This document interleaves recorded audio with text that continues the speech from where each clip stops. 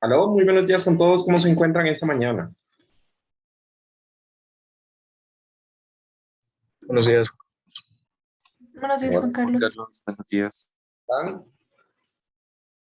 ¿Qué más de novedades? ¿Qué ha pasado por la vida? Espero que hayan podido descansar el día de ayer y bueno, estén listos para el día de hoy. Entonces, vamos a comenzar rápidamente con las cuestiones acerca de la preparación para esta semana. La preparación para esta semana era acerca de consultar, perdón, era acerca de consultar lo referente a el diseño por estabilidad de estribos. ¿Verdad? Como estoy equivocando, creo que sí es eso, ¿no? ¿Verdad?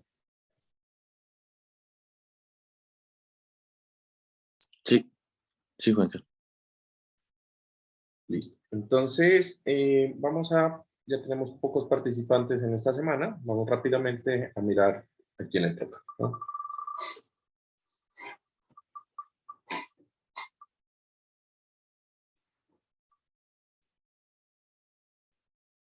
Mi amigo Matías. Matías Bustamante. Matías Bustamante.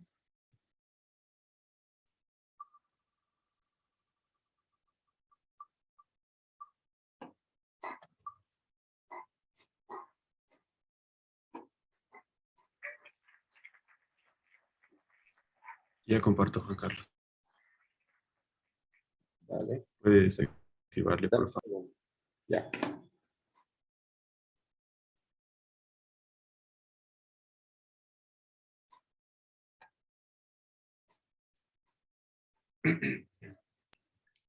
Bueno, yo os voy a presentar sobre el criterio de estabilidad para muros y estribos, para estribos y muros de sostenimiento de los puentes. Básicamente, este es un diagrama de todas las fuerzas que están actuando sobre el muro y todas las que se deben considerar. Para asegurar la estabilidad del muro, Tú vas a hablar de la parte de volcamiento, todas las fuerzas que se involucran y qué es el volcamiento en los estribos. ya, básicamente, lo que se trata de volcamiento, lo que primero voy a decir que es, primero se necesita calcular la excentricidad que existe en el punto A de la base, que es justo aquí. Se calcula la excentricidad que existe para después poder calcular el momento de volcamiento. Las fuerzas que resisten el volcamiento, o sea, es decir, estas de aquí, que es la presión pasiva, que es las cargas gravitacionales del terreno y el peso propio, que serían la carga muerta, la carga de pavimento, y otras, esas se utilizan con factores de carga mínima, o sea, es decir, como que estarían resistiendo en su mínima capacidad. Y de ahí las fuerzas y momentos que causan el volcamiento se utilizan con factores de carga máxima. Estas fuerzas y momentos serían las que se producen por las presiones activas del terreno, que es esta distribuida, la sobrecarga, y en el caso de que tengamos un nivel freático, la presión del agua. Entonces, ¿cómo es que funciona esto? Uno calcula todas las fuerzas resistentes y todas las actuantes, y eso debe ser mayor a un factor de seguridad. Al momento que es mayor el factor de seguridad, estamos de acuerdo con el terreno. Y eso sería. Ajá, listo. Sí, digamos que básicamente ahí tienes las fuerzas de la superestructura y lo que nosotros queremos es que las fuerzas desestabilizantes, que son las que generan un desplazamiento lateral, pues sean menores a las estabilizantes, que serían las fuerzas que mantienen la estructura en ese punto, ¿no? Muy bien, gracias, David. Juan Carlos, yo creo que salí en la primera, pero se me estaba actualizando el Zoom. Sí, dale. ¿Quieres sí, presentar? sí, Claro, puedes presentar.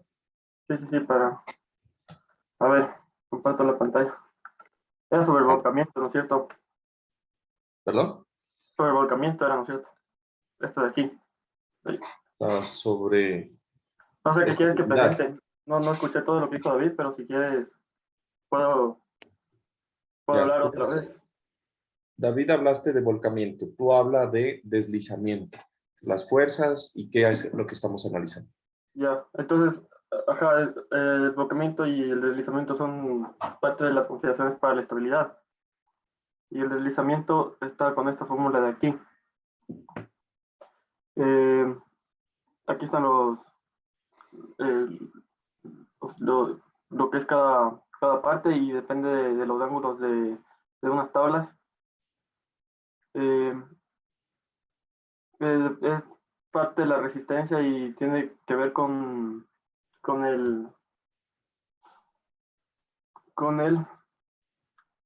la resistencia del deslizamiento. Y ya, no sé si logré poner las tablas. Pues sí, aquí, estas tablas, si no estoy mal, eran.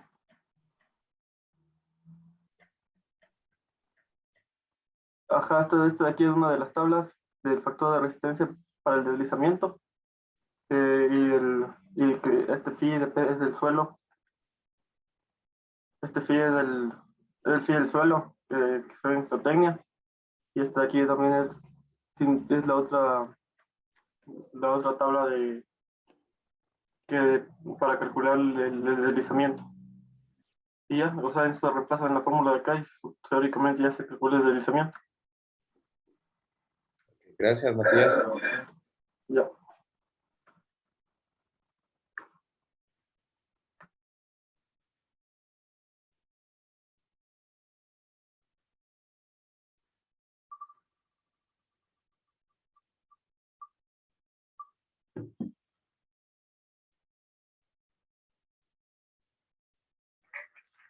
Juan Calles.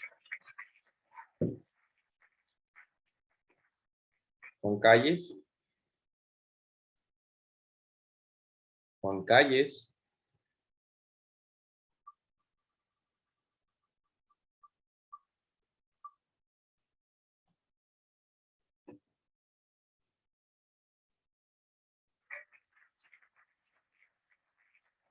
José Rea. José Rea. José Rea. Y por último, pero no menos importante, Josué. Josué, ¿se encuentra? Josué Obando. Ok.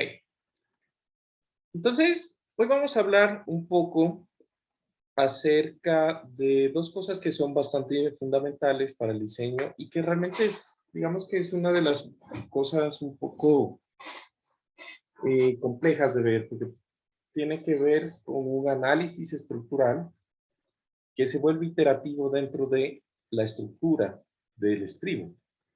Y que bueno, que de alguna forma, pues es algo un poco no fácil de hacer, ¿no? Entonces, en el video que les había dejado la anterior clase, espero que lo hayan visto, ¿lo vieron? Sí, bueno. Entonces, resulta que en el video, haciendo un pequeño repaso, al final del video, perdón, hablábamos acerca de los criterios de estabilidad de un estribo, ¿no? Ah, por cierto, voy a prender el...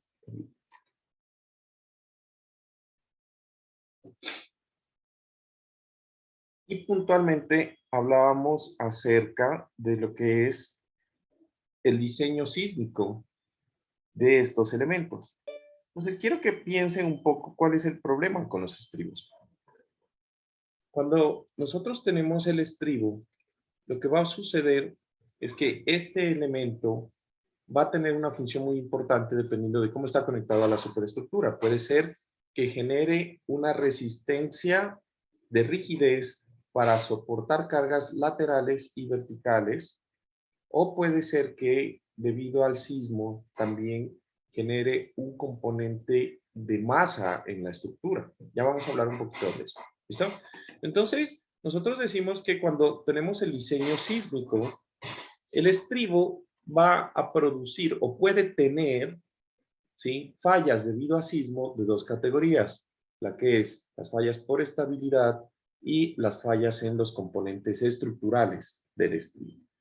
Para las fallas de estabilidad, al final de la clase, pues les comentaba que en la estabilidad, lo que puede ocurrir debido a un sismo es básicamente que la estructura va a tener de alguna forma deformaciones grandes debido a dos fenómenos principales. Primero, pues la pérdida de la capacidad portante en el suelo va a producir que existan asentamientos que debido a la componente horizontal del sismo, eso va a producir de alguna forma un fenómeno que se conoce como el tilting o la inclinación del estribo, ¿no? Entonces, este tipo de inclinaciones son un problema desde el punto de vista de que su reparación es algo muy difícil de hacer, algo que no se hace en general y que supone un trabajo muy arduo y que se debe principalmente a problemas debido a la falta de la capacidad de portante en el suelo o a la licuefacción debajo de ciertas porciones de los estribos. Los estribos son elementos tan grandes que en el momento en que se están o existen zonas debajo del estribo que se licúan debido al efecto sísmico, pues va a ocurrir este tipo de fenómenos, ¿no? Entonces, en esta parte, una cosa importante es conocer también de que estas fallas de la inclinación del estribo o pues las fallas de asentamientos que se producen debido a la licuefacción, pues son adicionales a los fenómenos de estabilidad que pues era la consulta, o mejor dicho, la preparación de esta clase, ¿no? Y que mencionó de pronto David, que son el deslizamiento, ¿no? El volcamiento y la pérdida, pues, de la capacidad portante, que serían las condiciones de estabilidad. David mencionó una cosa bastante importante ahorita que hacía la presentación, y es que recuerden que cuando nosotros hablábamos por allá, cuando estábamos viendo las combinaciones de carga, esa tablita que tenía todas las combinaciones de carga, existía un factor gamma sub P, y una de las cosas del factor gamma sub P que nosotros mencionábamos era que existían dos factores, uno para condiciones de máximos efectos y unos para condiciones de mínimos efectos de carga, ¿recuerdan?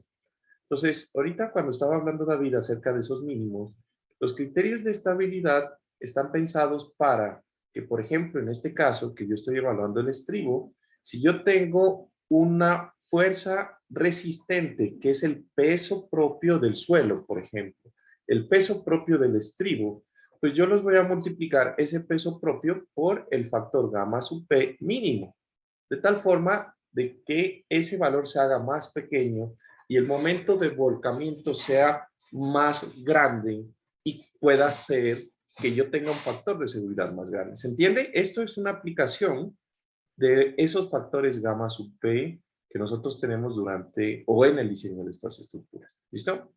Ahora, en general, hablando un poquito más para allá, digamos que estas fallas por estabilidad, la forma de resolverla van a ser directamente, como ustedes se dan cuenta, debido a que su origen es por el suelo, pues su forma de resolverlo va a ser mejorando lo que es la capacidad del suelo de apoyo del estribo. Entonces, ¿qué debemos realizar en general? Pues hacer un adecuado reemplazo del material que está detrás del estribo. Eso es fundamental. Entonces, ese material que se coloca en la espalda del estribo, pues va a tener de alguna forma una componente importante en algo que vamos a hablar un poco más adelante, que es la rigidez también de la estructura. Va a aportar rigidez. Entonces yo necesito de alguna forma tener un material competente con un grado de compactación suficiente, ¿sí? Y con eso, pues yo voy a garantizar también, pues de que no existan este tipo de fallas. También, después de poner un material competente y rellenarlo y compactarlo, pues lo que voy a colocar es sistemas que me eviten que el estribo pues genere inestabilidad. Por ejemplo, las inclinaciones debido al tilting. Entonces, ¿cómo puedo hacer eso? Pues generalmente lo que se hace es colocar pilotes de tal forma que esos pilotes permitan evitar asentamientos diferenciales debido a que funcionan en punta o en fuste, ¿sí? Y aparte de esto, el problema de la licuefacción, pues es un fenómeno que está asociado a altos niveles o mejor dicho, alto nivel freático dentro del suelo. Entonces, otra forma de evitar este tipo de cosas, pues van a estar generando elementos o generando de alguna forma sistemas de drenaje que sean competentes y que nos permitan a nosotros, de alguna forma, evitar ese incremento de la presión que existe cuando un elemento de suelo siente una excitación sísmica y evitar, pues, el fenómeno de la licuefacción, ¿no? Entonces, esas serían las partes fundamentales para evitar este tipo de fallas. Hablando un poco del segundo componente, que es la falla el segundo tipo de falla, que es la falla de los componentes, vamos a decir que la falla de los componentes es una falla debido a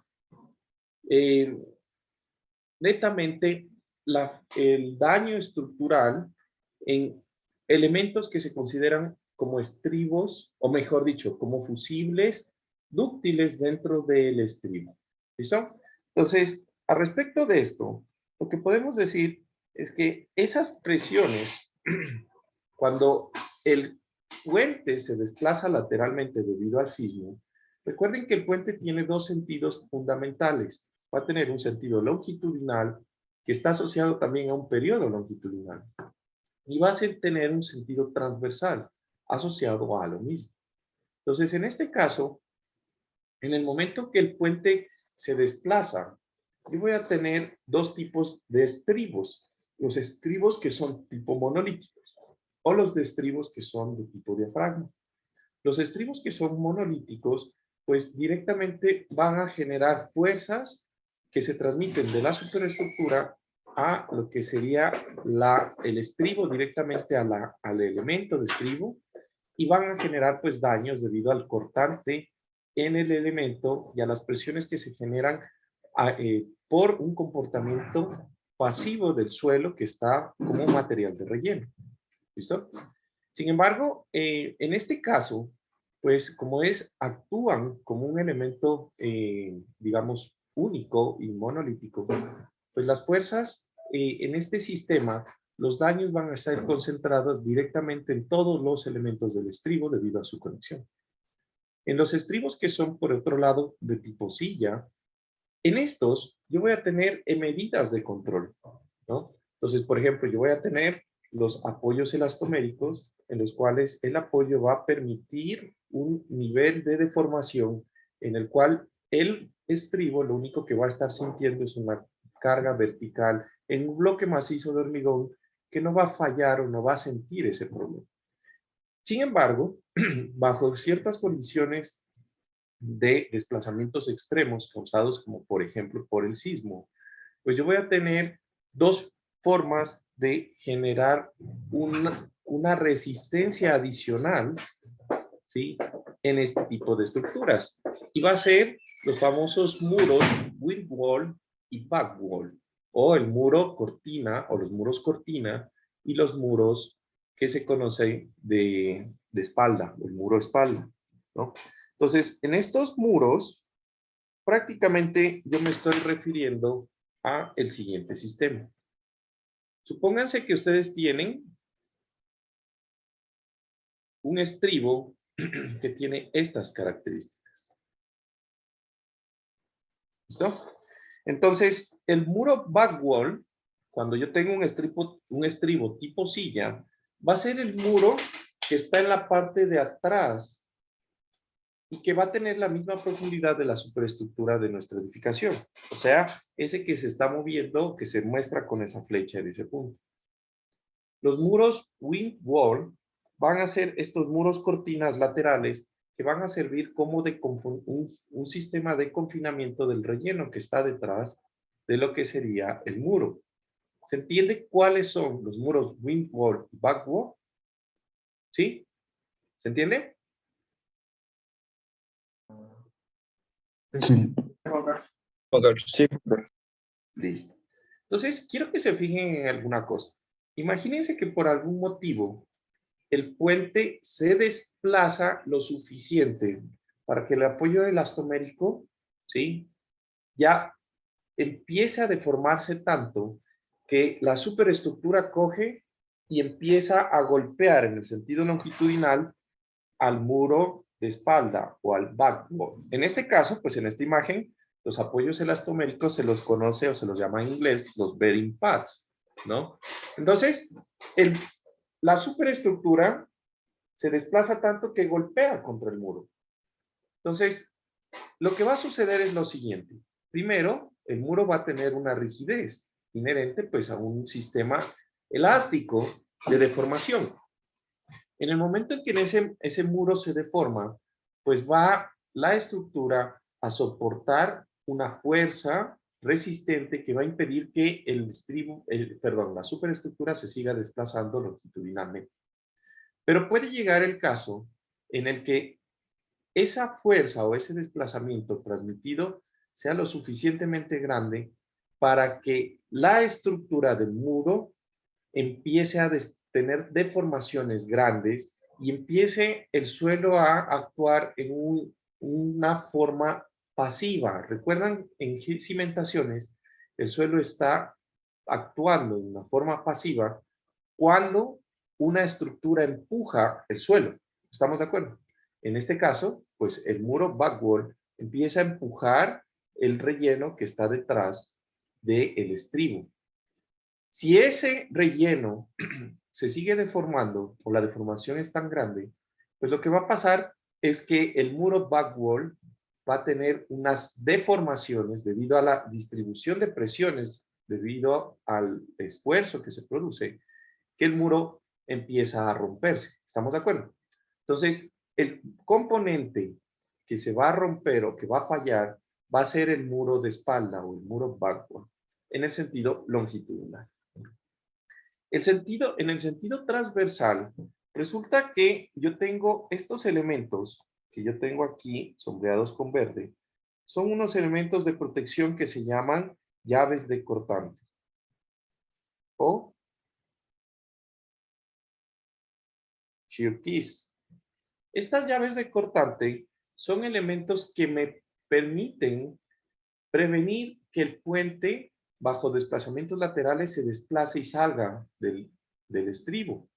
Entonces, en el momento en que yo tengo un desplazamiento lateral, ahora en este caso, lo que va a pasar es que el estribo va a quedar firmemente unido a todo el sistema, perdón, la superestructura va a quedar firmemente unido a la superestructura, perdón, la superestructura va a quedar firmemente unido al estribo, y en el momento en que hay un desplazamiento lateral, lo que va a pasar es que los muros cortina van a ser aquellos que van a empezar a reaccionar contra el relleno natural que está detrás del estribo. Asimismo, los shear keys o las llaves de corte van a generar una resistencia acortante para que el estribo se mantenga, ¿sí?, en su posición dentro de la superestructura. Y aparte, yo voy a tener los pilotes o la cimentación que va a estar actuando también a corte. Entonces, estos elementos pueden también generar fallas en cualquiera de estos, los pilotes, los muros de cortina o lo que serían las llaves de corte.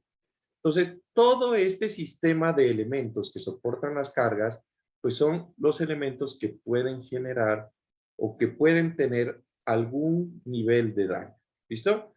Pero en general, nosotros vamos a decir que esta falla o este tipo o este modo de falla debido al sismo es un modo de falla que nosotros queremos, ¿sí? ¿Por qué? ¿O a qué me refiero con que nosotros queremos este modo de falla? Porque en general, si el muro de espalda se daña o si los muros de cortina se dañan o si las llaves de cortante se dañan o cualquier elemento de estos llega a tener alguna falla, pues lo único que va a pasar es que en ese punto va a haber una falla localizada que no compromete en ningún momento la estabilidad de la superestructura ¿Estamos? Porque son fallas directamente en el estribo y que por ningún motivo, pues la falla de un muro o uno de estos elementos va a causar que el puente pierda su apoyo y se vuelva inestable, ¿no? Sin embargo, cuando nosotros comparamos esta falla con la falla debido a la estabilidad, el volcamiento o deslizamiento o la liquefacción en los estribos sí pueden generar la pérdida del apoyo. Y entonces, en este caso, vamos a concluir que las fallas debido a el fenómeno de la estabilidad en el estribo son mucho más críticas y hay que controlarlas con mucho más cuidado que cualquiera de las fallas que son causadas por fallas localizadas en los elementos. Ahora, en este caso, digamos que una cosa importante de notar es que la parte del estribo que está detrás, o mejor dicho, el material de relleno que está detrás del estribo, tiene una forma o tiene un componente muy importante dentro de, primero que todo, la resistencia del puente en el sentido longitudinal. Imagínense que yo tengo solamente en la parte de atrás, por alguna XY razón, solamente tengo el muro backwall y no tengo nada de relleno, ¿sí? Entonces, como el muro realmente en función de su espesor es tan delgado para una estructura de tipo puente, pues ese muro, si no tiene el terreno natural atrás que le aporte rigidez, pues en el momento que el puente se desplaza, pues el puente lo va a atravesar rápidamente. O sea, el desplazamiento y la rigidez y la resistencia que tiene ese murito, comparado con toda la fuerza y masa inercial que tiene la superestructura, pues no es nada. ¿Estamos de acuerdo? Entonces, la parte del material de relleno que nosotros tenemos atrás va a ser una cosa bastante importante porque va a ayudar en dos cosas. ¿Listo? Entonces, primero, ese material de relleno va a jugar un papel como un amortiguador dentro de la estructura. Entonces, cuando hablamos de el amortiguamiento, yo quiero que ustedes se acuerden de su clase de análisis, creo que es sismo-resistencia, ¿no? La que ven con Pablito Quinde, me parece, o con Fabricio. En esa clase, ustedes recordarán que existe un componente o una ecuación básica de la dinámica estructural, ¿no? En general de la dinámica, de hecho. Y es que la matriz de masa de un sistema estructural multiplicado por la aceleración del sistema estructural, o bueno, en este caso sería U2 puntos, ¿no? La derivada, más la matriz de C. ¿Qué era la matriz C? La matriz de amortiguamiento, ¿sí? Multiplicado por Q punto, que era la velocidad, más la típica con la que peleaban ustedes conmigo, que era la matriz de rigidez de la estructura, multiplicada por un vector de desplazamiento. Eso tiene que ser igual a, dependiendo, ¿no? Yo voy a decir a una función de carga en el tiempo. Ya. Puede ser igual a 0 si está en estático, o puede ser igual a las fuerzas sísmicas, o lo que sea, no importa. Aquí lo importante es esto, ¿sí? La matriz de amortiguamiento va a depender, en muchas ocasiones, va a depender de componentes externos, por ejemplo, en edificios, ¿no? En edificios nosotros suponemos que el amortiguamiento de la estructura es del 5%, pero yo puedo, por ejemplo, generar o colocar dentro de mi estructura amortiguadores, que son unas especies de diagonales que internamente tienen un pistón como de carro, por ejemplo, de amortiguador de carro. Y eso aumenta el amortiguamiento del sistema. Entonces resulta que como esto es una igualdad, ¿sí? Si para una fuerza P dada en cualquier instante de tiempo, pues la sumatoria de esos tres deben ser iguales a la fuerza P. Lo que quiere decir que si yo tengo un amortiguador más grande con una constante de amortiguador más grande, pues lo que va a pasar es que las fuerzas inerciales, que son la masa por la aceleración, y las fuerzas de rigidez, que son la desplazamiento por la rigidez de la estructura, van a ser menores. Y por lo tanto, pues la estructura va a tener, pues, menos deformaciones y menos fuerzas internas en los elementos. ¿Estamos de acuerdo? Entonces, aquí lo que tenemos que pensar es que el suelo es un sistema como un amortiguador que irradia energía y libera energía por deformación, ¿no? Entonces, si yo puedo garantizar que el material de relleno es adecuadamente reemplazado y, más importante, que ese material de relleno está firmemente unido a la estructura debido a su grado de compactación, ¿sí? Entonces yo puedo tener en cuenta esa rigidez adicional para meterla dentro de la matriz de amortiguamiento de la estructura y también me va a servir como un componente que me va a ayudar en la matriz de rigidez de la estructura también. Entonces, digamos que en estructuras, ahorita les mencionaba de que el amortiguamiento está normado para estructuras o edificaciones en un 5%. En puentes, si yo logro generar un material de relleno competente y con ese material de relleno competente yo puedo también garantizar lo que sería la compactación, yo puedo lograr niveles de amortiguamiento entre el 10 y el 15%. Entonces, ese nivel de amortiguamiento va a tener conmigo digamos, dos beneficios. El primero va a ser aumentar el periodo estructural. Entonces, aquí tengo una gráfica esquemática de lo que significa la fuerza o la aceleración espectral que siente una edificación debido a su periodo estructural. Entonces, esto es esquemáticamente el espectro elástico de diseño. Todo el mundo, espero que lo conozca, pues que lo recuerde, ¿no? Entonces, resulta que ese espectro elástico de diseño va a tener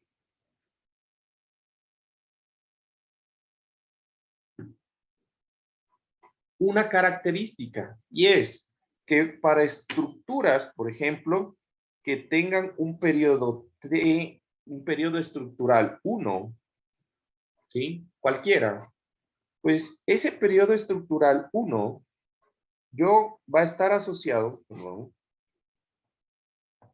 va a estar asociado a una aceleración espectral SA1. ¿Estamos de acuerdo? Entonces, en el momento en que yo compacto suficientemente el suelo de relleno o el material de relleno y hago que se comporte de alguna forma pegado a mi estribo, lo que va a pasar es que parte de esa masa del relleno se va a adicionar a la masa participante de mi estructura. Entonces, aquí yo quiero que recuerden una ecuación también, que es que el periodo estructural simplificado de un sistema en general, de un sistema de un grado de libertad, pues va a ser igual a 2pi por la raíz de la masa de la estructura por la rigidez de la estructura. ¿Recuerdan esta ecuación de sismoresistencia? De esa ecuación, lo que me queda claro es que si yo logro que parte del material de relleno del estribo se una a la masa participativa de la estructura, pues lo que estoy aumentando en pocas es la masa de la estructura. Y con eso yo estoy haciendo un aumento en el periodo estructural. Un aumento en el periodo estructural me significa que el periodo estructural pasa de T1 a estar en T sub 2. Por consiguiente, si yo tengo suficiente masa aportando a la estructura, pues yo voy a tener que puedo salir de la zona de la meseta del espectro y entonces entrar y disminuir mi aceleración espectral SA1 a una aceleración espectral SA2. ¿Se entiende?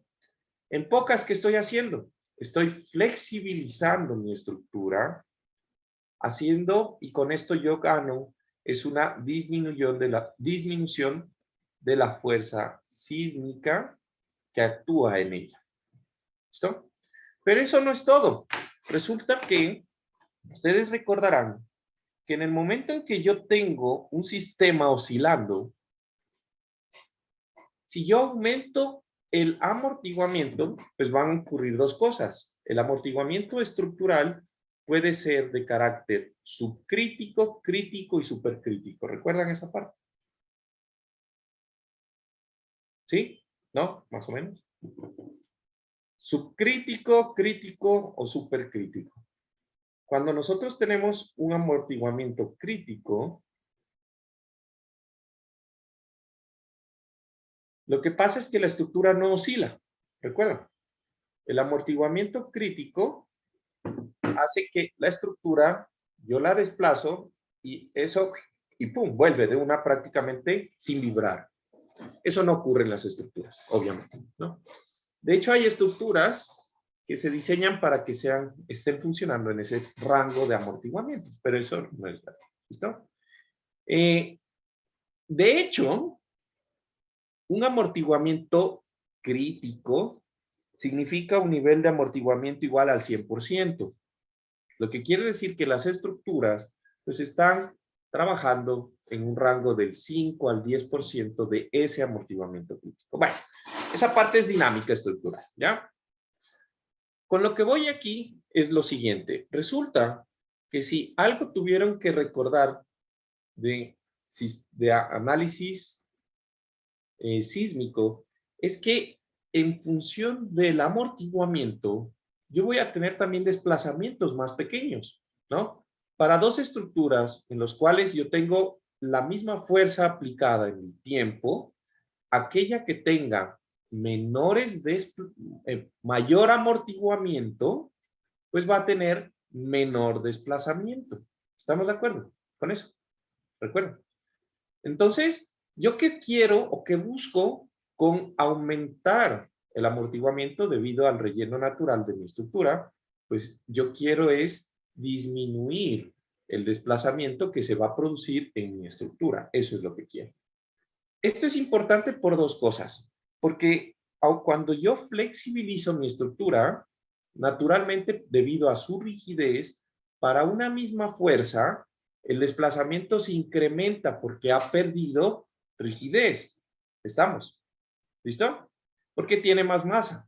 Entonces yo necesito controlar ese desplazamiento adicional generando amortiguamiento en mi sistema en el modo de vibración. Y eso se da naturalmente cuando ocurre lo primero, produce lo segundo. ¿Listo? Ahora, ¿cómo yo voy a estimar eso? Resulta que para hacer la estimación del porcentaje de masa que está aumentando el amortiguamiento en mi estructura, eso es algo muy complejo de modelar. Para mostrarles un poco la idea conceptual, yo tendría que modelar en mi SAB el estribo tridimensional. Y así como hemos visto en análisis computacional, pues el estribo yo lo voy a modelar con elementos que sean de tipo shell, en donde el suelo va a tener unos resortes que aportan rigidez en función de las capacidades o características del suelo, pero más aún, yo necesito colocar masa que simule la masa del suelo para que dinámicamente eso se meta en todo el sistema y genere lo que sería el análisis modal de la estructura, aumentando naturalmente pues la masa, el amortiguamiento y la rigidez. ¿Estamos de acuerdo? Entonces, el modelo no es fácil. De hecho, es un modelo un poco complicado de realizar. Recuerden que como los puentes, pues han sido estructuras que se han venido utilizando y diseñando desde antes de que nosotros tengamos las herramientas informáticas de computación que poseemos ahora, pues se han realizado estudios en los cuales existe una relación de cómo se disminuyen las deformaciones en función del nivel de amortiguamiento de mi puente. Entonces resulta que ese factor D, que está ahí en esa expresión, que está en función de C, que es el nivel de amortiguamiento que yo tengo adicional por el estribo, me va a dar un factor de multiplicador que voy a multiplicarlo a mi modelo lineal elástico que no considera los estribos, o sea, el que ustedes ya tienen hecho. ¿Listo? Entonces, ese factor D, ¿sí?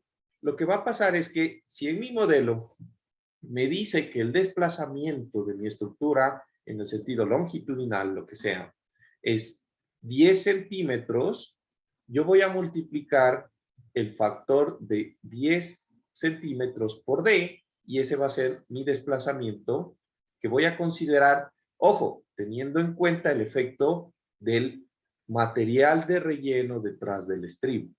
¿Listo? Entonces, quiero que recuerden esto. Esto no afecta solamente los desplazamientos de la estructura, sino que afecta también las fuerzas, ¿no? Si yo tengo las columnas, imaginémonos que tengo una columna y la columna está doblemente empotrada y se desplaza 10 centímetros en la parte superior, pues las fuerzas que se generan en los extremos, el cortante que se genera en esa columna por ese desplazamiento va a ser igual a 12 EI sobre L al cubo, recuerdan de análisis matricial, espero, sobre L al cubo, 12 EI sobre L al cubo por 10 centímetros. ¿No es verdad? Lo que quiere decir con esta ecuación es que las fuerzas internas van a ser directamente proporcionales al desplazamiento de la estructura. Lo que quiere también decir que si este factor D es un factor que disminuye los desplazamientos, ese factor también lo puede utilizar para disminuir los momentos y cortantes en mi estructura. En resumen, yo calculo el factor D y todos los momentos y cortantes que se generan en mi estructura, en la parte del estribo, pues los voy a multiplicar por ese factor D para asimilar el efecto de que el estribo tiene un material de relleno de una forma simplificada. Entonces, a manera de ejemplo, si yo considero que mi estribo tiene un 10% de amortiguamiento debido a su material de relleno, pues ese factor D toma la forma de 0.80. Ese 0.80 significa que el desplazamiento de mi estribo y las fuerzas internas en este elemento van a ser el 80% de lo que serían las fuerzas sin considerar el material de relleno. ¿Se entiende cómo se usa el factor D? Perfecto.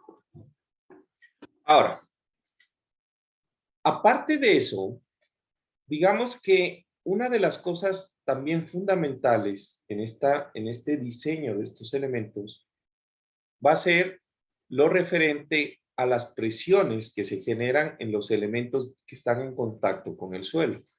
Entonces, para estimar las presiones del suelo, pues digamos que primero vamos a discutir un poco qué es lo que pasa en el estribo cuando pues yo estoy generando un desplazamiento debido al sismo que hace que el muro backwall o windwall empiece a reaccionar con el suelo. ¿Listo? Entonces, ustedes recuerdan por su clase de geotecnia que el suelo va a tener 3 estados cuando está en contacto con una estructura. Yo voy a tener un suelo en estado de reposo, voy a tener un suelo en estado activo, o sea, que el suelo está empujando la estructura, y yo voy a tener un suelo en estado pasivo, o sea, el suelo es empujado por la estructura. ¿Listo? Entonces, en la imagen que tenía, por ejemplo, David, que me gustaría que si la puedes mandar, esa imagen del estribo, donde estaban, de hecho eso es un muro realmente, pero esa imagen del estribo en donde estaban las presiones, ¿la podrías mandar al chat? ¿O la podrías, sí, podrías mandarla al chat para pegarla aquí? Me pareció importante porque ahí se explican dos de los conceptos fundamentales de los cuales voy a hablar ahorita.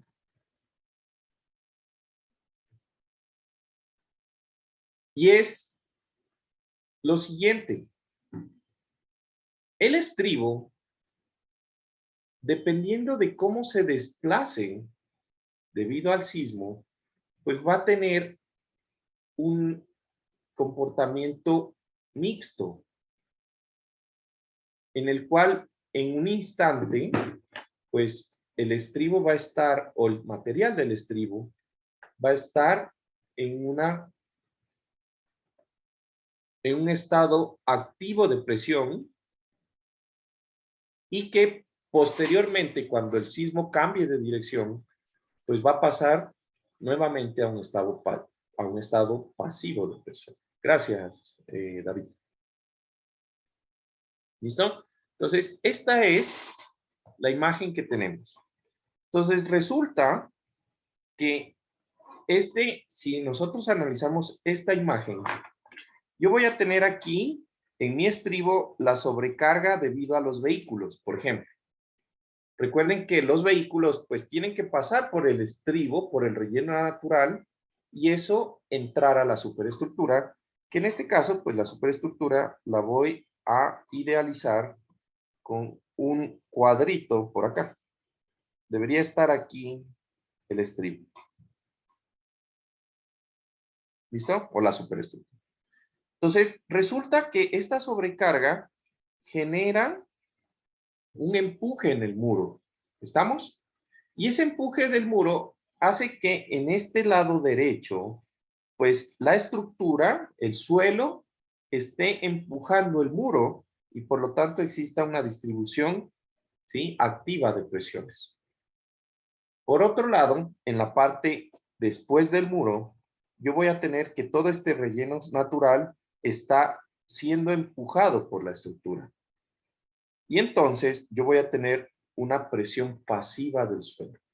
¿Se entiende cómo funciona en esta parte la presión activa y pasiva? ¿Sí? ¿Se entiende? Sí. Genial. Entonces, esto es importante porque esas presiones van a generar fuerzas, pero también van a generar desplazamientos. Entonces, resulta que debido a este equilibrio de fuerzas, es fácil ver que el estribo va a tener un desplazamiento horizontal, que yo voy a llamar delta S. ¿Estamos de acuerdo? Ese desplazamiento delta S, pues va a depender de dos cosas. Si no hay sismo, pues ese desplazamiento delta S va a ser un vector que va a ser debido al empuje del terreno activo pasivo en general y al de la sobrecarga del terreno. Sin embargo, si la fuerza sísmica está en la ecuación, entonces la superestructura va a moverse en el componente horizontal y va a generar un desplazamiento al otro lado. ¿Estamos de acuerdo? Empujando a la estructura. Entonces el sismo va a cambiar el componente de presión. En el momento que este murito se mueva hacia la derecha, pues el muro va a estar empezando a empujar al terreno y va a estar entonces el terreno en el lado derecho, va a pasar de estar en una presión activa a una presión pasiva en su comportamiento. Entonces, aquí el problema es lo siguiente. Nosotros cuando hacemos el análisis, generalmente en geotecnia, pues hacemos un análisis estático, ¿estamos de acuerdo? Bajo un criterio de análisis estático, los desplazamientos que se pueden generar en la cabeza del muro son de magnitudes muy pequeñas, de tal forma que el suelo nunca sale de su rango, pues, de comportamiento que podríamos decir de alguna forma lineal. Nunca sale de ese rango de comportamiento. Cuando entra el sismo en función, lo que pasa es que los desplazamientos empiezan a ser tan grandes que también el suelo empieza a plastificarse. Y cuando se plastifica, pues resulta que los desplazamientos, después de que el suelo se plastifica, empiezan a ser más grandes. ¿Por qué? Porque el suelo falla como una cuña y se desplaza como si fuera un bloque y ya no genera rigidez. ¿Se entiende ese concepto? ¿Listo? ¿Sí? Entonces, la evaluación del fenómeno sísmico y de su efecto en los materiales de relleno va a estar en definir a qué nivel de deformación yo debo permitir que el suelo se desplace y a qué nivel de presión yo debo permitir que exista en el material de relleno detrás del estribo. Eso es fundamental.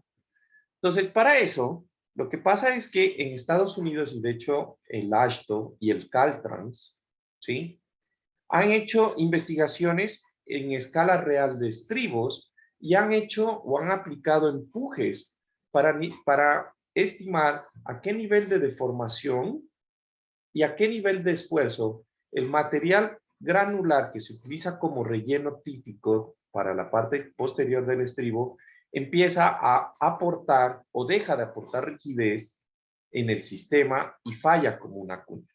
Entonces, esta gráfica que ustedes ven aquí establece una gráfica en la cual en el eje horizontal está dividido el desplazamiento delta S en la cabeza del estribo sobre la altura del estribo. En este caso, pues para este caso normal, pues digamos que este vendría a ser la altura del estribo, H. ¿Se entiende? Es la cabeza, el desplazamiento en la cabeza del estribo dividido la altura de la pared del estribo. ¿Listo?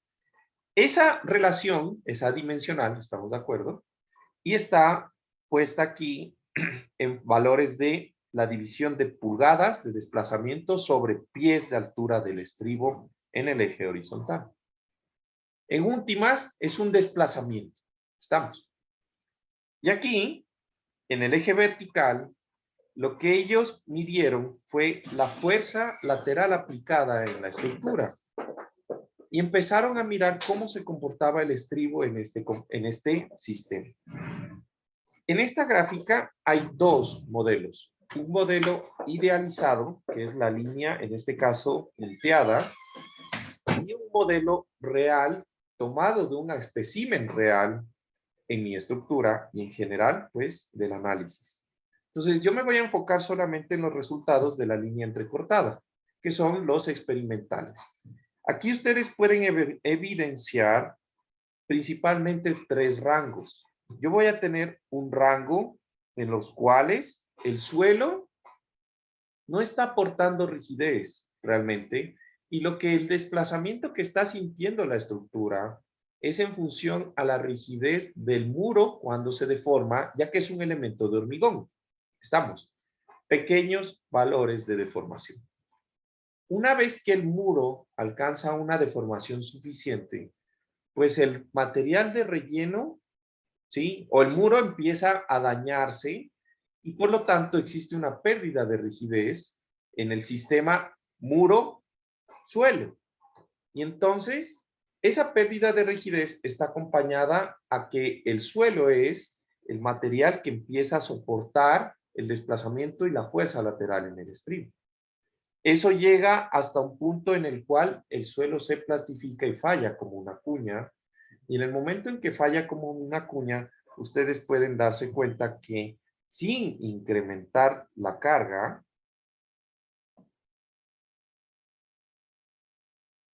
yo tengo un aumento en el desplazamiento del estribo. ¿Sí? ¿Se cachan? Ese comportamiento. Entonces, de este experimento resultaron dos cosas. En el Caltrans que es la normativa que rige el diseño de, digamos, de tránsito en California. Ellos determinaron que yo debo garantizar, ¿sí? O limitar de alguna forma los desplazamientos y las presiones en el terreno de mi estribo a unos valores que se consideran seguros.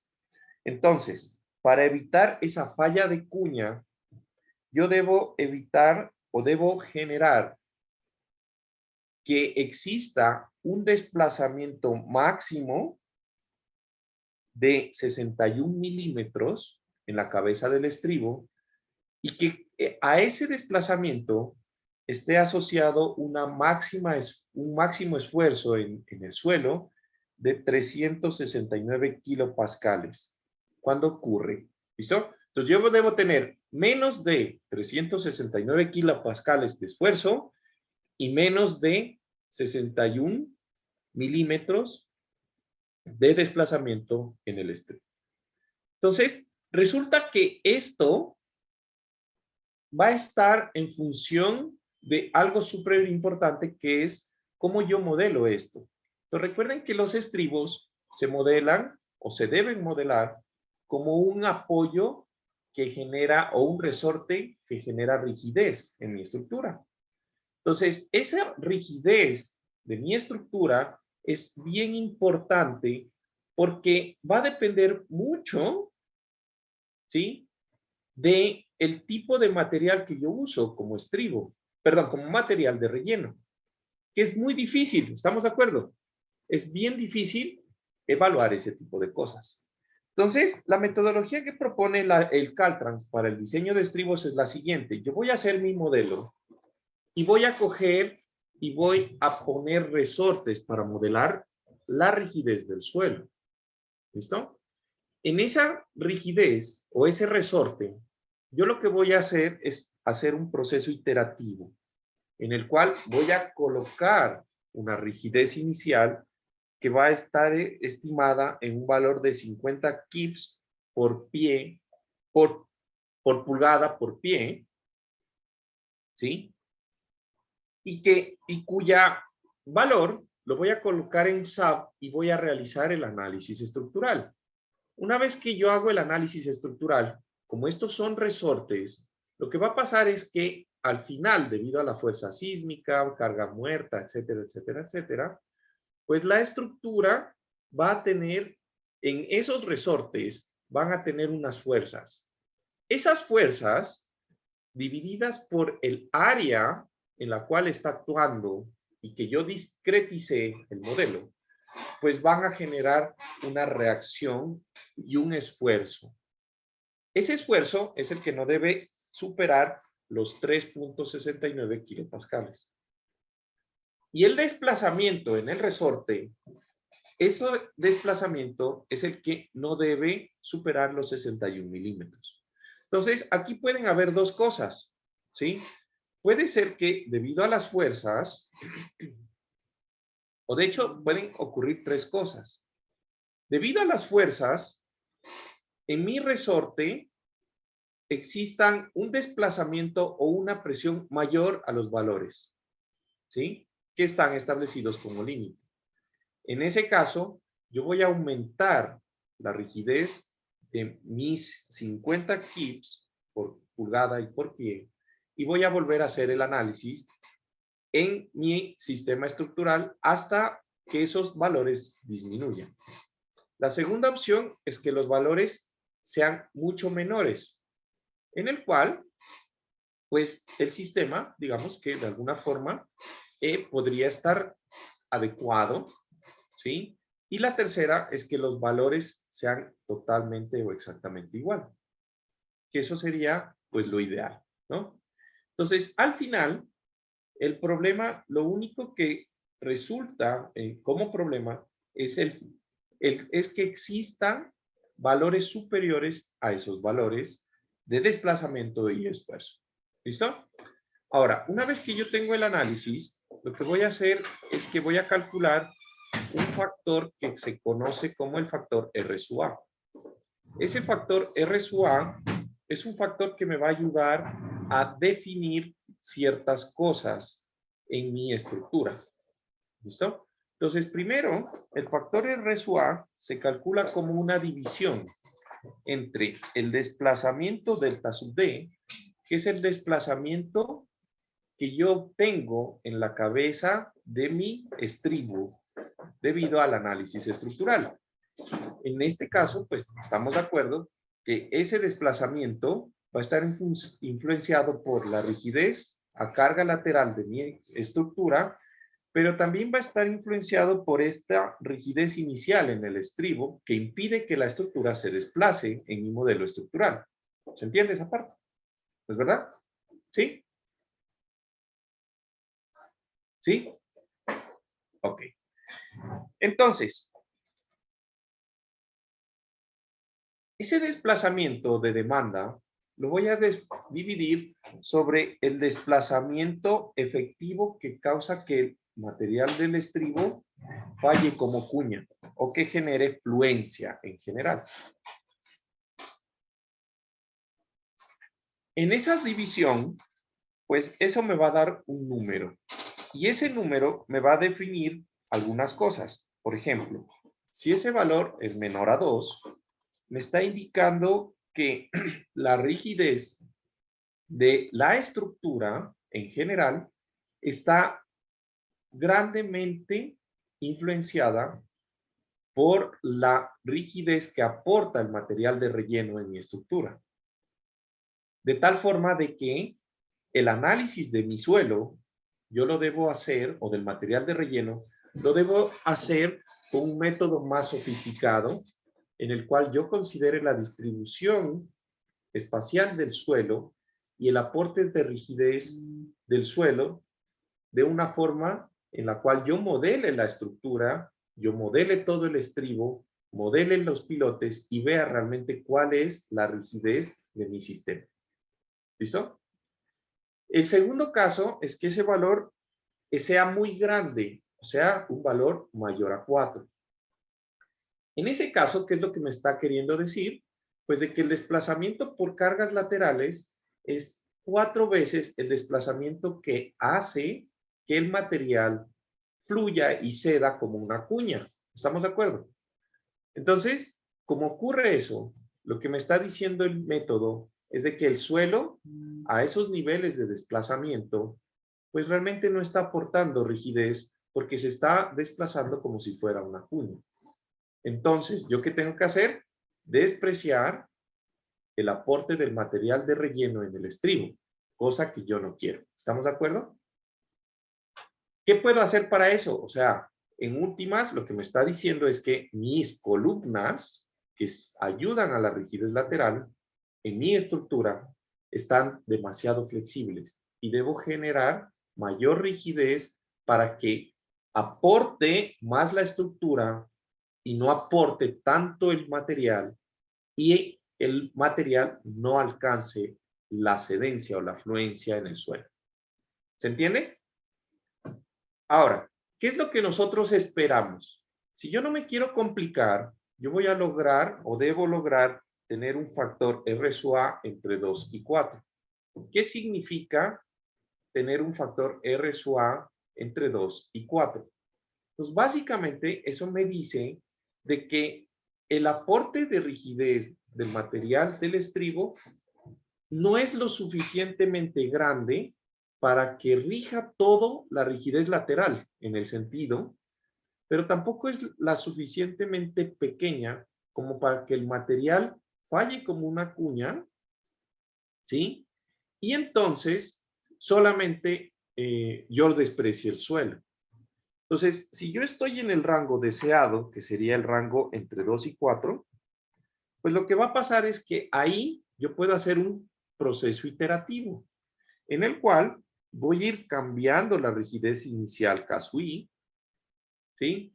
Y ese procedimiento es válido hasta que voy a cambiar esa rigidez inicial hasta que se produzcan desplazamientos que sean menores a 61 milímetros y que en esa rigidez o en esos resortes los esfuerzos también sean menores a 369 kilopascales.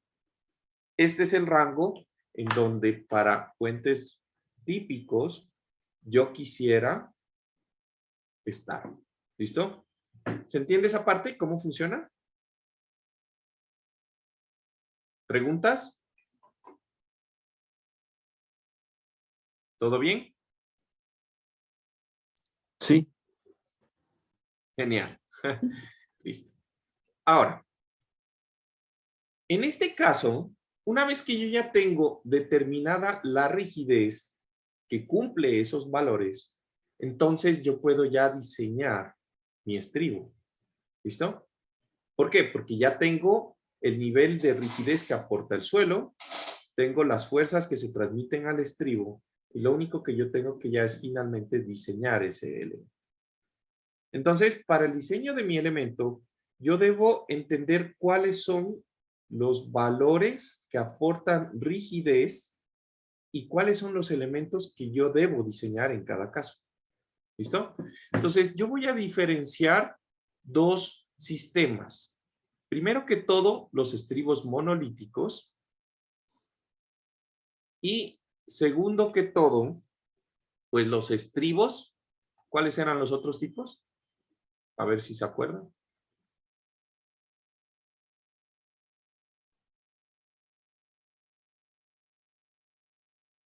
¿Ah? Los tipos silla. Los estribos tipo silla.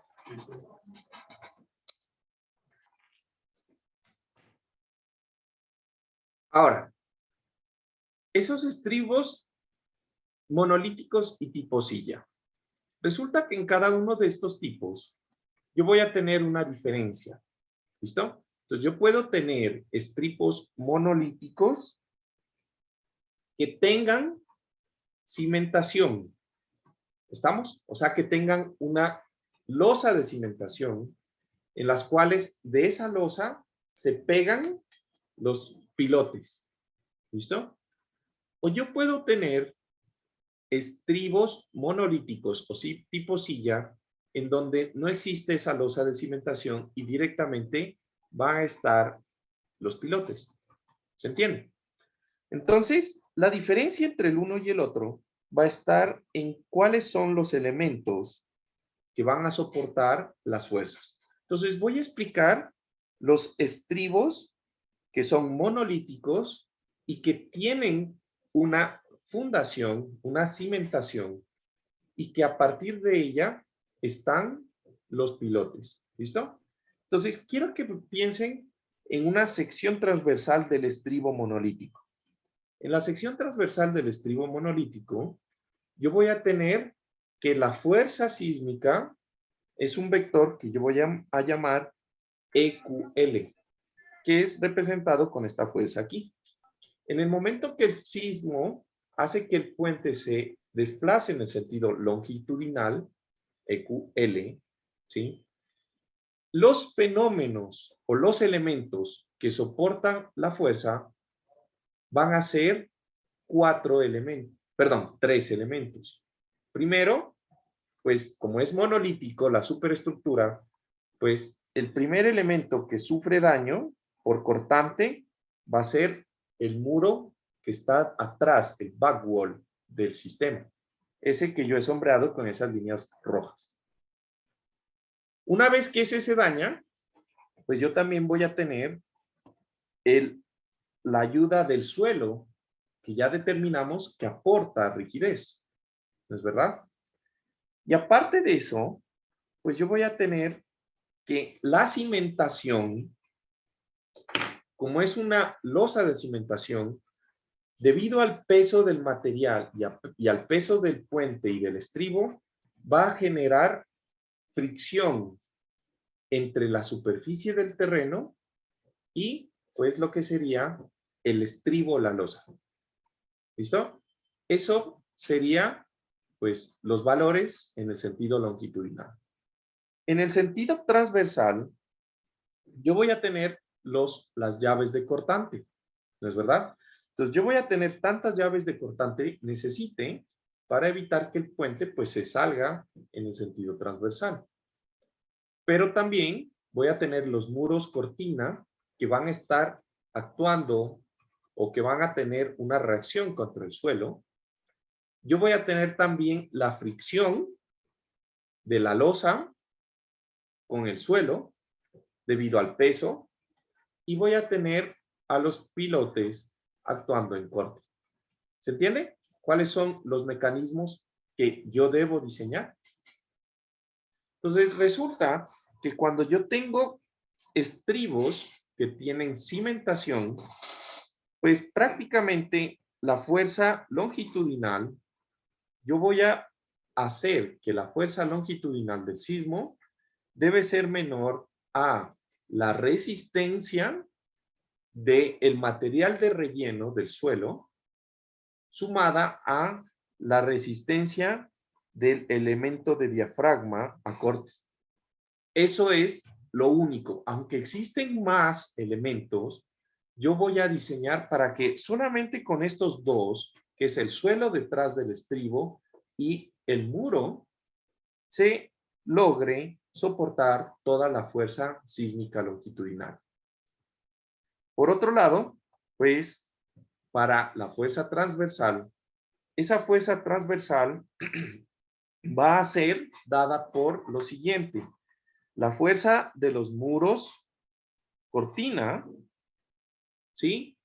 Más las fuerzas que se generan en los pilotes, sumada la fuerza de fricción por el contacto de la losa de cimentación con el suelo. ¿Se entiende? En el sentido transversal. Entonces, yo voy a garantizar que en el sentido transversal, ¿se cerró? ¿Se cerró? No sé qué pasó, se cerró, se me cerró aquí. No.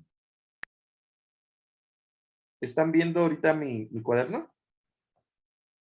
Sí, sí, Juan Carlos. ¿Listo? Entonces, yo voy a tener eso. Entonces, la fricción del suelo va a ser un componente bien importante que yo voy a utilizar en el momento en que yo tenga problemas para soportar la carga lateral.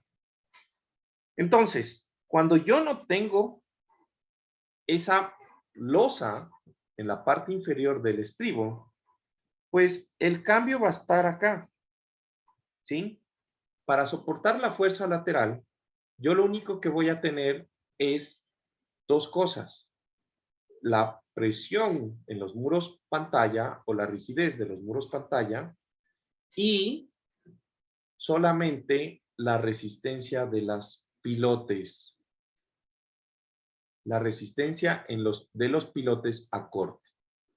¿Se entiende? Y nada más. Entonces, ¿cuál es el proceso de diseño?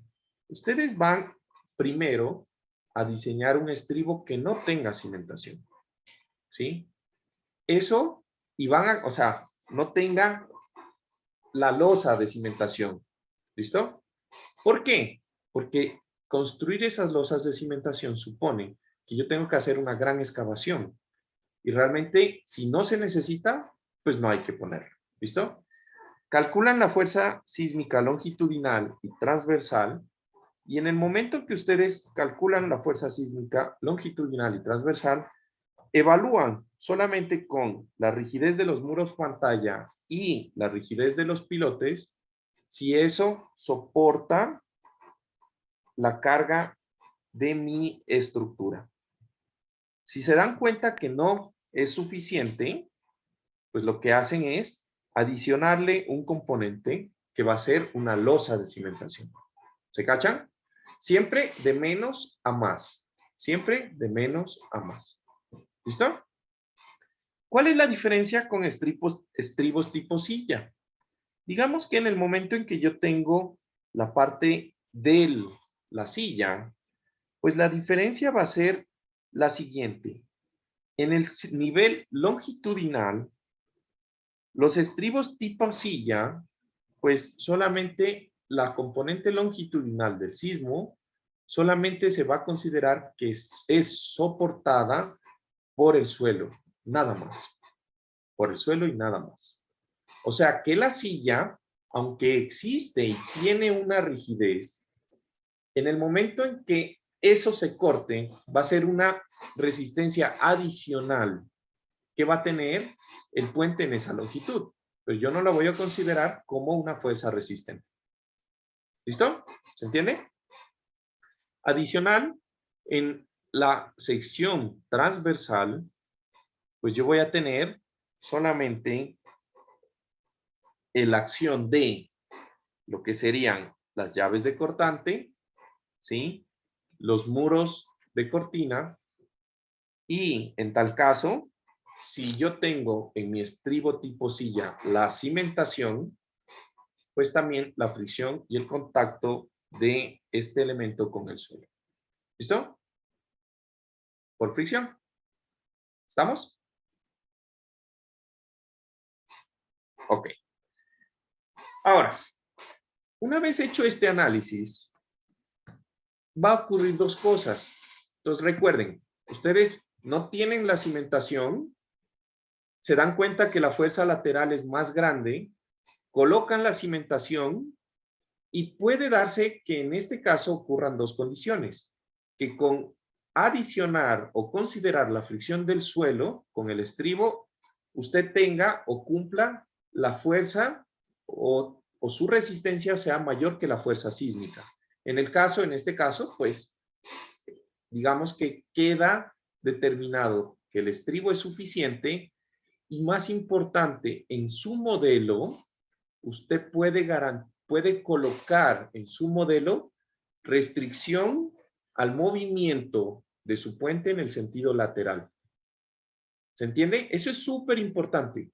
En el momento en que usted garantiza eso, en su modelo de SAP, usted puede hacer que el puente tenga rigidez en el sentido transversal, porque los estribos tienen la capacidad suficiente para soportar la fuerza sísmica.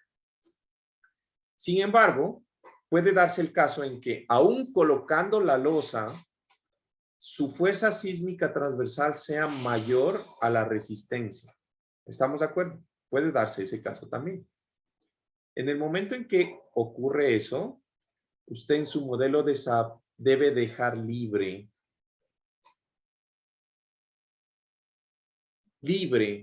el desplazamiento lateral en los estribos. Esto tiene una implicación bien grande. Quiere decir que como yo no tengo rigidez, ¿sí?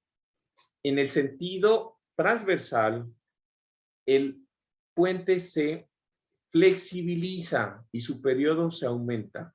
¿Por qué? Porque recuerden que, volviendo aquí a la ecuación de arriba, la rigidez de una estructura, el periodo estructural está en función de la masa y de la rigidez. En el momento en que yo quito o desprecio, yo voy a tener toda la misma masa, ¿estamos de acuerdo? Toda la misma masa del puente, pero yo ya no voy a tener rigidez en los extremos, lo que quiere decir que la rigidez lateral del puente solamente va a estar dada por la parte de las columnas en el sentido transversal. ¿Se entiende? ¿Cuál es eso? Eso me va a afectar dos cosas. Me va a afectar directamente el desplazamiento que se genera en mi estructura en el sentido transversal y, más importante, me va a limitar el diseño basado por capacidad de mis columnas. Otra cosa súper importante. ¿Listo? Entonces, ¿listo? Con eso terminamos. Les voy a subir una encuesta para que ustedes llenen, por favor. En la encuesta quiero que la llenen en el transcurso del día. Vamos a determinar cuál es la actividad para el examen final. Hay tres opciones. Examen final, que entraría estribos, columnas y barandas, que son los temas que nos faltan ver. Vamos a determinar el proyecto en donde por grupos, varios grupos hacen un solo puente y los videos de explicación como hacen cada uno de las partes que les corresponden. Y la otra opción es que por grupos, cada grupo hace un puente y no hace videos. ¿Se entiende? Entonces, esas son las tres opciones. Examen, un solo puente entre todos con videos o un puente por grupo sin videos. En la tercera opción, los grupos van a ser más grandes, más de los que ustedes están ahorita. Ahorita están de 3, si mal no estoy, ¿no? En las tareas. ¿De cuántos están en los grupos? De 4. De 4. Entonces, serían más. Yo creo que van a ser de 6. Para la opción en la cual es todo un puente. ¿Estamos? Entonces, les voy a subir esa encuesta. Por favor, la llenan. Ahí les va a preguntar qué día tienen clase. Y la van a llenar durante el transcurso del día, hoy hasta la medianoche. ¿Listo? Para, de una vez, saber qué vamos a hacer. ¿Qué preferiría yo, sinceramente? Que sea un examen. Este año preferiría que sea un examen, pero lo que ustedes quieran. ¿Listo? Entonces, que tengan un excelente resto de día. Y nos Juan Carlos, vemos solo una pregunta. el día miércoles. Ah, no, el día martes con ustedes, ¿no? Tenemos una clase más. Cuéntame. Si elegimos la opción en el que toda la clase hace un puente, o sea, algunos grupos tendrían que esperar a que otros le envíen los resultados para continuar. Sí, Ya, ok. Eso es. sí.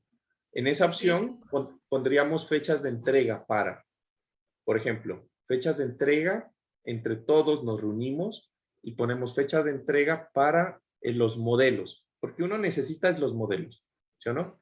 El predimensionamiento, los modelos. Entonces vamos a poner que en los primeros 5 días se hagan los modelos para que el siguiente grupo pueda ir trabajando en su programa y como es un trabajo colaborativo, si hay algún valor que cambia, pues el grupo que sabe que cambió va a decir, hombre, cambió esto y eso se debe ver reflejado en el resto. Entonces la idea es hacer las hojas de cálculo, poner todos los valores y bueno, estar pendiente de los cambios en ese caso. ¿Listo? ¿Alguna otra pregunta? Sí, Juan Carlos, yo tenía otra pregunta, por favor. Dime. Quería saber si que te acuerdas de lo que nos habías pedido ayuda para tu investigación. Queríamos saber si es que iba a haber más personas que tengan la oportunidad de ayudarte. Verás, ahorita justamente estaba viendo eso y el problema es que de la base de datos que les mandé, ya no hay más señales. Entonces tengo que buscar otra base de datos para descargar las señales. Y no he tenido tiempo, sinceramente. No he tenido tiempo. Entonces, en esa base de datos ya no hay más. ¿Sí? Ahora, lo que sí voy a mandar hoy es un comunicado, porque yo sé que les di hasta el 7, pero hasta la fecha solamente una persona ya me ha enviado las señales. Y entonces yo sí quiero saber si de pronto hay personas que digan, no, sabes que yo no tengo tiempo para darle oportunidad a otra persona. Ah, ya. Listo, Juan Carlos. O tal vez habría la posibilidad de, no sé, ayudar con otra actividad para los que tal vez no alcancemos. Voy a pensar en qué otra cosa, la verdad. Pero no, lo más seguro es que tal vez quién sabe. Por ahora no se me ocurre. ¿Ya? Sí. Listo, Juan Carlos. Muchas gracias. Bueno, Un buen fin de semana. Gracias. lo mismo. Es Juan Carlos. Buenas fiestas. Que bailen. Subiránse a una chiva. Por mí. Gracias, Juan Carlos. Cuídense. Chao. Chao, Juan Carlos, gracias. Juan Carlos, gracias. Chao.